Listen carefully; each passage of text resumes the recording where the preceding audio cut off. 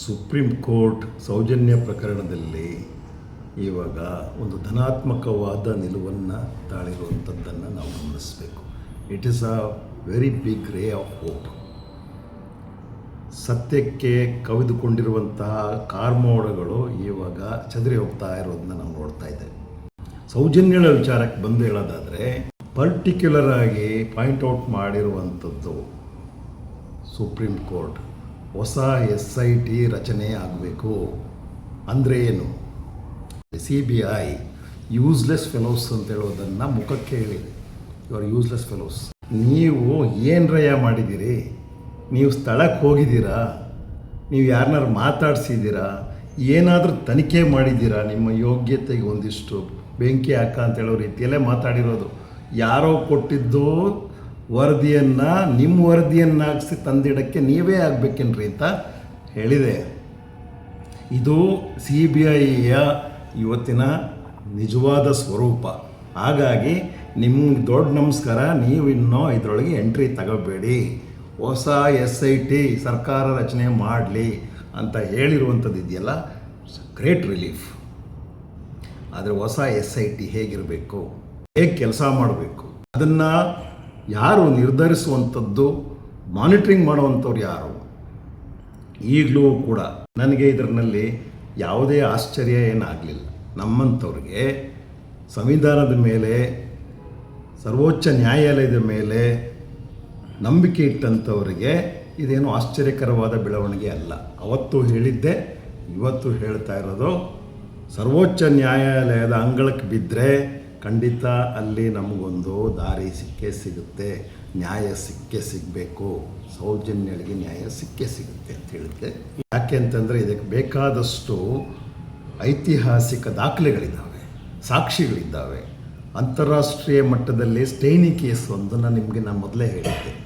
ಆ ಪ್ರಕರಣದಲ್ಲೂ ಸುಮಾರು 50 ವರ್ಷಗಳ ನಂತರ ಸ್ಟೇನಿ ನಿರ್ದೋಷಿ, ಅಮಾಯಕ ಇದ್ದಾನೆ ಅನ್ನುವಂಥದ್ದನ್ನು ನ್ಯಾಯಾಲಯ ಮತ್ತೆ ಹೇಳುತ್ತೆ, ತಪ್ಪು ಒಪ್ಕೊಳ್ಳುತ್ತೆ.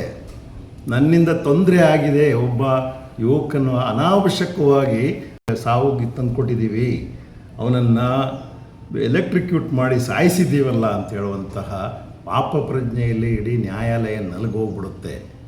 ಆ ನಿದರ್ಶನವೂ ಇದೆ. ನಮ್ಮ ಭಾರತದಲ್ಲಿ ಅಭಯ ಪ್ರಕರಣಕ್ಕೂ ಕೂಡ ಜೀವ ಕೊಟ್ಟದ್ದು ಇದೇ ಸರ್ವೋಚ್ಚ ನ್ಯಾಯಾಲಯವೇ. ಇದೇ ಸರ್ವೋಚ್ಚ ನ್ಯಾಯಾಲಯ ಒಂದಲ್ಲ, ಎರಡಲ್ಲ, 3-6 ಬಾರಿ CBIಗೆ ತಪರಾಕಿಗಳನ್ನ ಬಾರಿಸಿದೆ. ಹೋಗು, ನಿನ್ನ ಕೆಲಸವನ್ನು ನೆಟ್ಟಗೆ ಮಾಡ್ಕೊಂಡು ಬಾ. ಏನು ಕೆಲಸ ಮಾಡಿದ್ದೀರಾ ನೀವು? ಯಾವುದು ಅಭಯ ಪ್ರಕರಣ, ಒಬ್ಬ ಪಾದ್ರಿ ಮತ್ತು ಮತ್ತೋರ್ವ ಕನ್ಯಾಸ್ತ್ರೀ ಇಬ್ಬರು ಸೇರಿ ನಡುರಾತ್ರಿಯಲ್ಲಿ ಬಿಸಾಕ್ಬಿಟ್ಟಿರ್ತಾರೆ.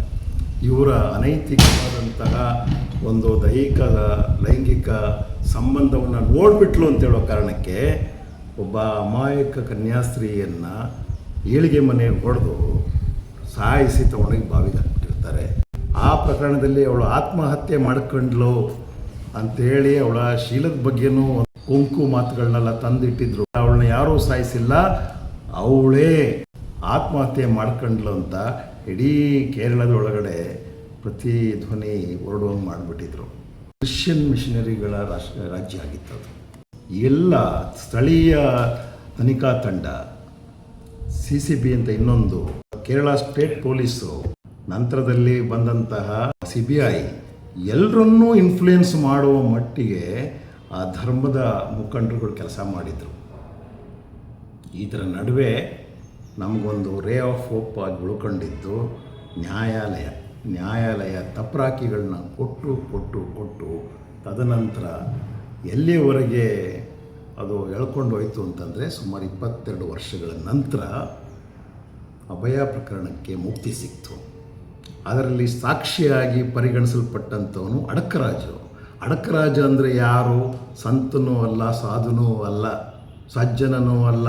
ಆ ದಿವಸಗಳಲ್ಲಿ ಒಬ್ಬ ಎಕ್ಕಚ್ಚಿತ್ ಅಡಿಕೆ ಕಳ್ಳ, ಕದಿಲಿಕ್ಕೋಸ್ಕರ ಕನ್ಯಾಸ್ತ್ರೀ ಮಠ ನುಗ್ಗದಂಥ ಮನುಷ್ಯ, ಕಾಕತಾಳೀಯವಾಗಿ ಆ ದಿನ ಆ ಮರ್ಡರನ್ನು ನೋಡಿದಂತಹ ಪ್ರಮುಖ ಸಾಕ್ಷಿ. ಅವನನ್ನು ಇಡೀ ರಾಜ್ಯ ಸರ್ಕಾರ, ಪೊಲೀಸ್ ಇಲಾಖೆ ಎಲ್ಲರೂ ಹೆಂಗೆಲ್ಲ ನಡೆಸ್ಕೊಂಬಿಡ್ತಾರೆ ಅವನ್ನ ನಖ ಶಿಕಾಂತವಾಗಿ ಹೊಡೆದಾಕ್ಬಿಟ್ಟಿರ್ತಾರೆ. ಆದರೂ ಕೂಡ ಅವನು ಬದ್ಧತೆಯನ್ನು ಬಿಡದೆ ಸತ್ಯಕ್ಕೋಸ್ಕರ ನಿಂತ್ಕೊತಾನೆ. ಅಡಕರಾಜು ಬಿಕಮ್ ಅ ಸೇಂಟ್. ಒಂದು ರಾತ್ರಿ ಒಂದು ಹಗಲು ಕಳೆಯೋದ್ರೊಳಗಡೆ ಸಂತನಾಗ್ಬಿಟ್ಟಿರ್ತಾನೆ. ಈ ಥರದ್ದು ನಮ್ಮ ದೇಶದ ನ್ಯಾಯ ವ್ಯವಸ್ಥೆಯಲ್ಲಿ ಭಾಳಷ್ಟು ಆಶ್ಚರ್ಯಕರವಾದಂತಹ ನಿದರ್ಶನಗಳು ನಡೆದಿದ್ದಾವೆ. ಹಾಗಾಗಿ ಇದನ್ನು ಇಟ್ಕೊಂಡು ನಾನು ಅವತ್ತು ಹೇಳಿದ್ದೆ, ಸೌಜನ್ಯ ಪ್ರಕರಣ ಖಂಡಿತವಾಗಲೂ ನ್ಯಾಯಾಲಯದ ಅಂಗಳಕ್ಕೆ ಬಂದೇ ಬರುತ್ತೆ, ವೇಟ್ ಆ್ಯಂಡ್ ಸಿ ಅಂತ. ನಾವು ಬೇರೆ ಏನೇ ಕಸಬುಗಳು ಮಾಡಿದ್ರು, ಬೇರೆ ಏನೇ ಹೊಡೆದಾಟಗಳು, ಹೋರಾಟಗಳು, ಸತ್ಯಾಗ್ರಹಗಳು, ಆಂದೋಲನ ಏನೇ ನಡೆಸಿದ್ರು ಕೂಡ ultimately justice has to come through proper channel. ಅದು ನಮ್ಮ ನ್ಯಾಯಾಲಯದಲ್ಲಿ ನಾವಿಟ್ಟಿರುವಂಥ ನಂಬಿಕೆ. ಇವತ್ತು ಸ್ಪಷ್ಟವಾಗಿ ಹೇಳಿದ್ದೆ, there is no more role of CBI in this case. Enough is enough. ಹೊಸ SIT ರಚನೆ ಆಗಬೇಕು. ನಾನು ಮತ್ತೆ ಇನ್ಸಿಸ್ಟ್ ಮಾಡ್ತಾ ಇರುವಂಥದ್ದು, ಬಹುಶಃ ಅದು ಹಾಗೆ ಆಗುತ್ತೆ ಅಂತಲೂ ಅಂದ್ಕೊಂಡಿದ್ದೇನೆ. ಯಾಕೆ ಅಂತಂದರೆ ಸುಪ್ರೀಂ ಕೋರ್ಟು ತನ್ನ ಸೂಪರ್ವಿಷನಲ್ಲೇ ಈ SIT ಕೆಲಸ ಮಾಡುವಾಗಿ ನೋಡಿಕೊಳ್ಳುತ್ತೆ.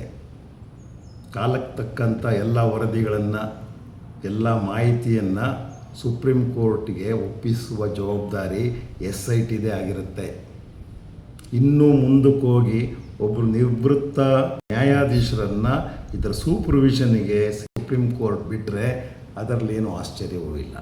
ಸುಮಾರು ಜನರಿಗೆ ಆಶ್ಚರ್ಯ ಆಗುತ್ತೆ ಅಥವಾ ಡೌಟ್ಗಳು ಬರುತ್ತೆ. ಏನು